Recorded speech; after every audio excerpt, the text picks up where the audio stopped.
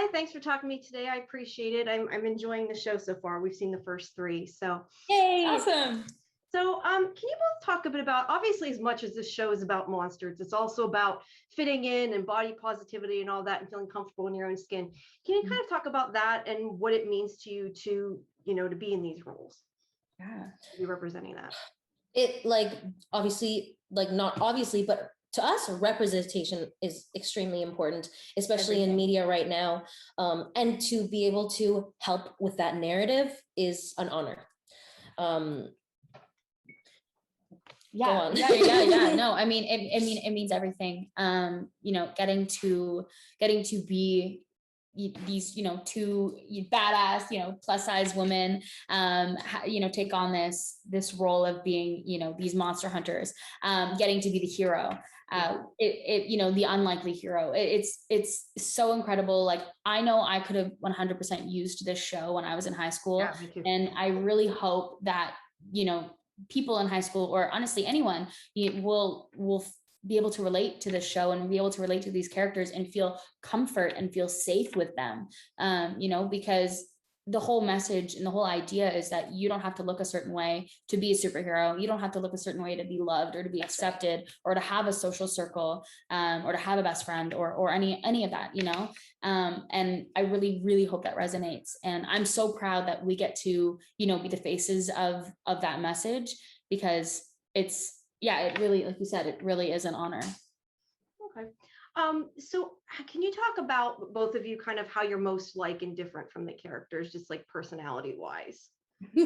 I think personality wise, Astrid and I are similar, maybe 50-50. She is she's bold, she's smart, she loves science, she loves gadgety things like putting things together. She likes picking locks. Yes. Hey, we all have our things, right? And she also loves boys. And some things that are similar to me are that, like, me and her have a confidence together, and I think we share that. And I think that's something that I brought to her also. And but what I've learned from Astrid is that she is bold in telling you what she likes and what she doesn't like. And that's maybe something that I revert to not doing, but I've learned that I can speak my mind and what I think, and I don't know how to say this, but like, my ideas are valid and important, just like everybody else's. And for me, for Lily, I mean, Lily is, this sweet, nurturing, creative person. She is just romantic, and she wears her heart on her sleeve. And I think, in some ways I'm really similar to her. I think Lily and we both feel things really deeply. It's just, how we show that is different. Lily, as I said, she wears her heart on her sleeve. And that is something that it's been really tough for me to do so, to be so vulnerable and to be so open. And I think I really learned that from Lily, and getting to be so vulnerable, like on screen in front of, a bunch of people behind the cameras and the directors and everyone. It really helped me, get to that place of just learning that it's okay to show your emotions, and it's okay to, to feel the way you feel. And like, it's not a weakness. It's something that's really beautiful. It's a really beautiful strength. Right. Definitely. I was going to ask if you guys did any preparation or research, but I guess as high school students, everybody goes through that. But is there kind of anything that you can think of that you sort of did, like, leading up to getting the parts or performing the parts, that helped you out at all? Yeah. Some things that I did to really get me into the characters. I have a book. I wish I brought it with me, but it's kind of like an Astrid Bible, just of like things she likes, songs she likes, quotes she likes. I even write in there as like a diary about her, just like what she went through that day and like how she's feeling, because I feel like that really helped me see different sides of her. So that kind of really helped me get through that. And we also have like a playlist together, and we listen to like Ace of Base and Chris Isaac. We also listen to SNFU, which not our favorite, but we listen to it because that's what the cool kids listen to. So. Exactly. Yeah. And for me, I watched a lot of movies that I thought, I could pull inspiration from for Lily. You know, some being book smart, which you know, I think it was an inspiration for the show. The character Amy in that show, I really took a lot of inspiration from her, tried to put it into Lily. And you know, of course we have Buffy, and we both watched some Buffy, you know, just to do some research, and yeah, and of course, like the playlists that we made helped me get into her. But luckily for me, high school was not too long ago. It was only 3 years ago for me. So I was able to kind of, you know, pull from those experiences that I learned and, you know, put them into this character. Yeah, true. Like I definitely pulled from my high school experience, like just like remembering like random times. And I'm like, oh, that like literally happened to me. So it was really fun to pull from that. Yeah. Script made it easy, I think, to get into those characters. Yeah, you two don't have that far away. So is there like a scene that you're allowed to tease that kind of you're looking forward to people seeing, or something more in general, if there isn't something without spoilers, but just something A scene that okay. I'm really excited for one of the monsters. Okay. They kind of come out through nightmares and like fears. And I'm just excited to see excited for people to see the backstories of like where, like who we are now and what happened to us back then. Yeah, there is a really, really, really cool episode. I think I agree, because I think that would be similar to my answer as well, because you get to learn a lot more about all the characters in an episode. And actually, there actually is another episode that has a really cool homage to a certain classic movie, and I will not name it, but it is something that I'm really excited for people to see. Yeah, me too. It was such a fun episode to film. Yeah, it was so much fun, and the core cast got to be in it for the whole time. Basically, it was a nice little bottle episode. So I was going to ask you of a favorite monster. I guess then that, at least for you, Jana, that's probably your favorite monster. What about for you, Sam? Is it the same one, or? So my favorite monster is in that episode that I just spoke about. But I can't say what it is. The only thing I can say is that it's a terrifying little monster. I don't know what that means. I'm not going to say what that means. It's probably the most terrifying little thing you'll see, but that's all I can say. Okay.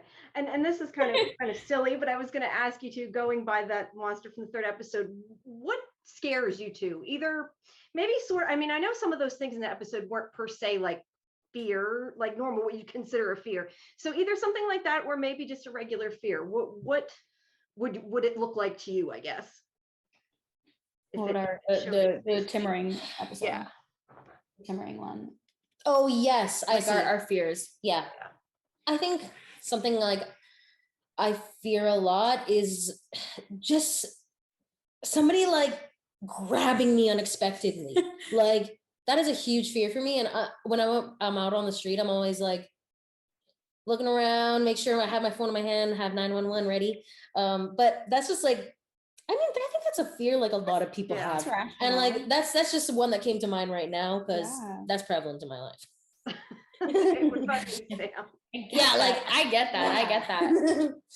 Oh, okay. I think a fear for me would be like, oh, okay. Well, I mean, one definite is extreme heights for me. Like I probably will never go skydiving. I feel like if Sam were to be put in that episode, it would probably be like, I have to jump off this really tall plane, or like go cliff diving or something. I could never ever do that. So I think that would definitely be my biggest fear. Oh, also drowning. Oh, that's such a good one. Horrible. Oh my God, that's terrifying. Like being purposely drowned. Yes. Yeah, not good. Do you, I know what I was going to say. Do you guys prefer like the more emotional scenes, the more comedic scenes, the more action scenes? What part is your favorite? Or do you like? I mean, for me, so I love doing the vulnerable scenes, of course, but I feel like a lot of those those things that you just listed are kind of melded into one, because I find that the comedy in this show is more situational comedy, and you really have to believe that what is happening to you is happening. You know, you really have to, you know, when something is happening that's funny on screen, we might be having, like Lily and Astrid could be having like the worst time ever, but it's funny. But Exactly. you know, but us as the characters truly believe that this is the worst thing ever. So we have to really believe that. And yes, we know it's going to be funny, but when we're in it, it's not funny. It's not funny. Yeah, exactly. So I think because the show is set up so well that way, we get to kind of experience it all together. So I think I love all this. I love all the scenes. Yeah. Ditto to that. Couldn't set up better myself. You made me think though, just as you were saying that, I was thinking about some of the gross things. Is there anything that sort of grossed you out in the show?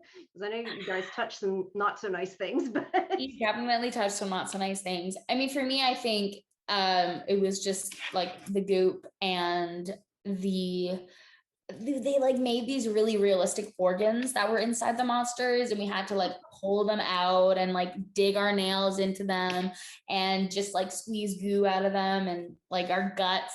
And it's just not appetizing at all. No. Yeah, it was really disgusting. It was really disgusting when in the trailer, if you've seen it, she does the little vomiting, and for me that was the grossest part. I can deal with guts. I can deal with the goo on my face. But human vomiting.